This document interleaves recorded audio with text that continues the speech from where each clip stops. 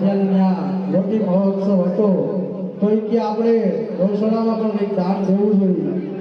ભંડારીયા ગામ ટીડાભાઈ અમીનભાઈ ભાટિયા જેવું નામ કરે સેવાનું કામ એમના તરફથી ભંડારીયા ગૌસેવામાં 5,501 રૂપિયા